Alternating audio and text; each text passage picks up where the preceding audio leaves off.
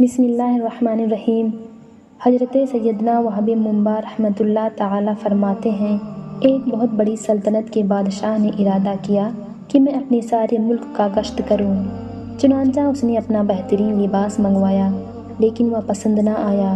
پھر اس سے عمدہ لباس منگوایا لیکن پسند نہ آیا۔ بالآخر سینکڑوں لباسوں میں سے اسے اپنی پسند کا جوڑا مل گیا۔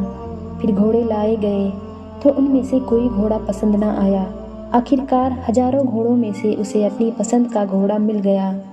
اب بادشاہ بڑی شان و شوکت سے لشکر کے ہمراہ سفر پر روانہ ہوا۔ راستے میں ابلیس لعین نے بہکایا تو غرور و تکبر کی آفت میں مبتلا ہو گیا اور گردن اکڑائے بڑے شاہانہ انداز میں آگے بڑھنے لگا۔ غرور و تکبر کی وجہ سے لوگوں کی طرف نظر اٹھا کر بھی دیکھتا نہیں تھا۔ راستے میں ایک ضعیف و ناتواں شخص بوسیدہ کپڑوں میں نظر آیا۔ اس نے سلام کیا لیکن بادشاہ نے نہ تو جواب دیا نہ ہی اس کی طرف دیکھا۔ اس نے کہا، اے بادشاہ، مجھے تجھ سے ضروری کام ہے۔ بادشاہ نے اس کی بات سنی انسنی کر دی۔ اس نے آگے بڑھ کر گھوڑے کی لگام پکڑ لی۔ بادشاہ نے دل ملا کر کہا، لگام چھوڑو، تو نے ایسی حرکت کی ہے کہ تجھ سے پہلے کسی نے ایسی جرأت نہیں کی۔ اس بوڑھے شخص نے کہا، مجھے تجھ سے بہت ضروری کام ہے۔ بادشاہ نے کہا، ابھی تو ہمارا مہمان بن جا، واپسی پر تیری بات سن لوں گا۔ کہا، ہرگز نہیں، خدا عز و جل کی قسم، مجھے ابھی تجھ سے کام ہے۔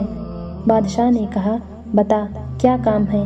بوڑھے شخص نے کہا، ایک رات کی بات ہے، میں چاہتا ہوں کہ صرف تجھے ہی معلوم ہو۔ لا اپنا کان میرے قریب کر۔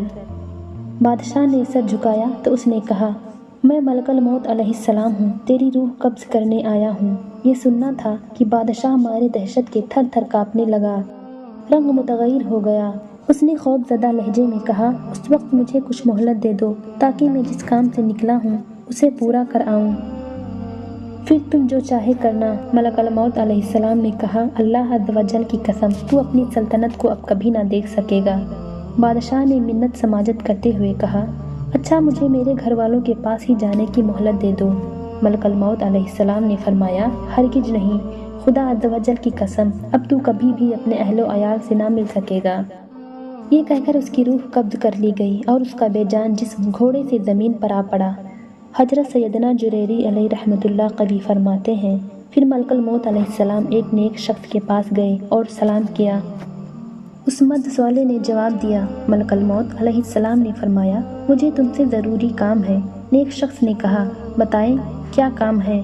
کہا، راز کی بات ہے۔ مد سوالے نے اپنا کان قریب کیا تو ملک الموت نے کہا، میں ملک الموت ہوں، تیری روح قبض کرنے آیا ہوں۔ نیک شخص نے کہا، خوش آمدید اس کے لیے جس کی جدائی بہت طویل ہو گئی تھی۔ اللہ عز و جل کی قسم، مجھ سے دور رہنے والا کوئی شخص نہیں جس کے میرے نزدیک آپ علیہ السلام کی ملاقات سے افضل ہو۔ ملک الموت علیہ السلام نے کہا، اگر تمہارا کوئی کام ہے تو اسے پورا کر لو۔ نیک شخص نے کہا، آپ کے ہوتے ہوئے مجھے کسی چیز کی ضرورت نہیں اور اللہ تبارک و تعالیٰ کی ملاقات سے بڑھ کر کوئی شے مجھے محبوب نہیں۔ ملک الموت علیہ السلام نے کہا، جس حال میں اپنی موت کو پسند کرتے ہو مجھے بتا دو، میں اس حال میں تمہاری روح قبض کروں گا۔ نیک شخص نے کہا، کیا آپ علیہ السلام کو اس بات کا اختیار دیا گیا ہے؟ ملک الموت علیہ السلام نے کہا، ہاں، مجھے اسی طرح حکم دیا گیا ہے۔ نیک شخص نے کہا، پھر مجھے وضو کر کے نماز پڑھنے دو، جب میں سجدے میں جاؤں تو میری روح قبض کر لینا۔ ملک الموت علیہ السلام نے کہا، ٹھیک ہے، میں ایسا ہی کروں گا۔ چنانچہ اس نے وضو کر کے نماز شروع کر دی۔